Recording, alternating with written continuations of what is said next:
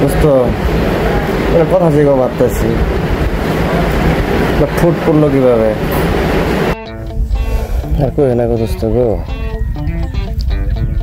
ঈদের ছুটিতে তোমার বাবিটা তিনে তুলে দেবার নিয়ে গেছি রেল স্টেশনে